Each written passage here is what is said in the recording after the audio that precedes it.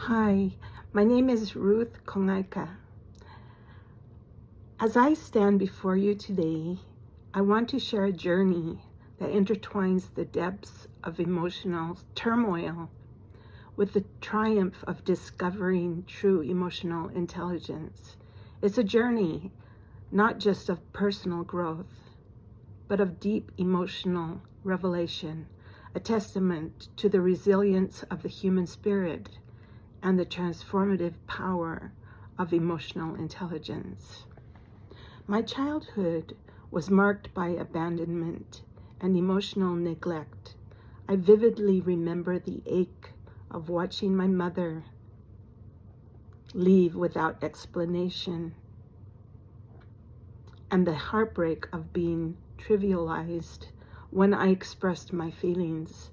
It seemed like my distress was merely a game to my parents, reduced to account as I retreated to my room with my paper dolls, hoping for some acknowledgement of my pain. Yet it never came. Their indifference extended to my pursuits and my very presence, leaving me feeling invisible and worthless. Family comparisons weighed heavily on me. My older brother, towering 6'2", was a straight A student who went on to become a medical doctor. In contrast, I stood at 5 feet tall, was mostly a B student, and felt overshadowed by his accomplishments. The comparisons extended to my cousin, who was my age and remarkably talented and smart. My 5th grade teacher once told me I had a reading comprehension problem, but nothing was ever done about it. These experiences chipped away at my self-esteem, making me feel inadequate. These early experiences planted the seeds of deep emotional wounds that would take years to heal. I found myself lost in a labyrinth of despair, where the walls were built of loneliness and the corridors echoed with unanswered cries for help. I sought solace in small, solitary activities, hoping that maybe, just maybe, someone would notice my silent suffering. But the silence remained unbroken, and I felt increasingly isolated. This environment led me to a dark place where thoughts of suicide clouded my mind. The only glimmer of hope was a promise to myself. Making it into the marching band would give me a reason to live. When even that seemed bleak, a friend's harsh truth became my lifeline, awakening me to the realization that my value didn't hinge on others' approval. This was my first lesson in emotional intelligence, recognizing that our worth is intrinsic and not contingent on external validation. Before finding true love and understanding, I experienced a marriage that was far from the fairy tale I had hoped for. Fresh out of high school, I married a man who turned out to be abusive. We lived in a trailer park, and my life was filled with fear and insecurity. The situation reached a breaking point when a friend of mine saw him with another woman at a rodeo I was attending with my little sister. This betrayal was a catalyst for change, forcing me to confront my own worth and the life I wanted to lead. It was in a group counseling that I began to reclaim my self-worth, surrounded by others who understood the weight of emotional scars. I learned that healing begins when we acknowledge our own inherent value. I started attending dances alone, a small act of defiance against the isolation imposed upon me. Little did I know, fate had a grander plan.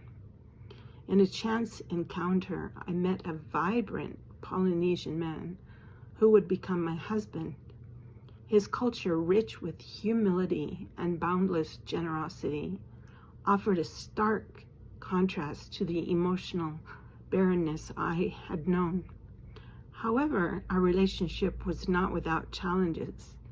Prejudice reared its ugly head when my grandparents, aunts, and cousins looked down upon him for the darkness of his skin. There were often stares and glares from people ignorant of the cultures of the South Pacific and their goodness. Despite this, his unwavering love and the richness of his culture provided me with a new paradigm of emotional intelligence. Living in Tonga was a revelation. The culture was a tapestry of empathy and interconnectedness. In Tonga, everyone has a place at the table. No one was left out. The generosity extended beyond material wealth. It was an emotional wealth, a richness of spirit that embraced everyone. I witnessed firsthand how emotional intelligence was not just a personal trait, but a collective ethos. The entire community operated on a foundation of empathy, understanding, and mutual support. Our journey together took us to the heights of success and respect in his career and ecclesiastical roles. In Tonga's monarchy, amidst esteemed circles, we found a community that embraced us as equals. Our children, nurtured in this environment of love and support, blossomed into remarkable individuals. A doctor, a military leader, an entrepreneur, and an artist with a voice that sings stories of its own. Each of them carries the legacy of emotional intelligence, using it as a compass to navigate their own lives. Through our travels across diverse lands and cultures, I witnessed firsthand the myriad expressions of emotional intelligence from the impoverished yet generous hearts of Tonga to the heights of achievement in various corners of the world. I learned that emotional intelligence isn't just about understanding and managing emotions. It's about empathy, resilience, and fostering meaningful connections. In one of our travels, I remember meeting a woman in a remote village who, despite her dire circumstances, radiated joy and kindness. Her smile was a beacon of hope, and her willingness to help others, even when she had so little, was a profound lesson on empathy and resilience. It was in moments like these that I realized emotional intelligence transcends socio-economic status, education, and cultural differences. It is a universal language that binds us all together. My journey of self-discovery and emotional growth continued in my professional life as well. At the age of 56, I graduated from university, an achievement that felt like a triumphant culmination of years of perseverance. Several of my grandchildren attended the ceremony, their presence a reminder of the importance of lifelong learning and the support of family. I worked at the university where my husband was the vice president of student life, contributing to the fine arts department as well as the School of Education. This role allowed me to foster emotional intelligence in students, encouraging them to pursue their passion and develop their emotional resilience. Imagine a world where emotional intelligence is prioritized in our homes, schools, and workplaces, a world where empathy and understanding are woven into the fabric of our daily interactions. It starts with us. By nurturing our emotional intelligence, we can create ripples of positive change that extend far beyond our immediate circles. Today, as I reflect on this journey, I realize that my childhood scars were not meant to define me, but to propel me toward a deeper understanding of emotional intelligence. It's a journey of healing, of learning to nurture ourselves and others, and of embracing the richness that diverse emotional landscapes offer. So I urge you to embrace your emotional intelligence. Let it guide you through the storms of life. Let it connect you with others in profound ways, and let it transform your world into a place of empathy and understanding. Together we can create a future where emotional intelligence is not just an aspiration, but a reality. In our fast-paced world, where technology often overshadows human connection, emotional intelligence is more crucial than ever.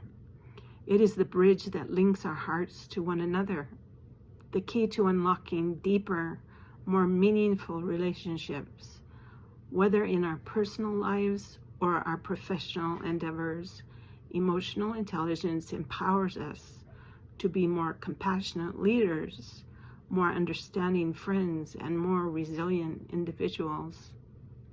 Let us commit to cultivating emotional intelligence in ourselves and others. Let us teach our children the value of empathy and kindness, and let us create environments where emotional well-being is prioritized. By doing so, we not only enrich our own lives, but also contribute to a more compassionate and connected world. Thank you for allowing me to share a glimpse of my story, a testament to the transformative power of emotional intelligence, drawn from the depths of abandonment to the heights of fulfillment and love. My journey is but one example of how embracing emotional intelligence can lead to profound personal growth and a deeper understanding of the world around us. As we leave here today, I challenge each of you to embark on your own journey of emotional discovery.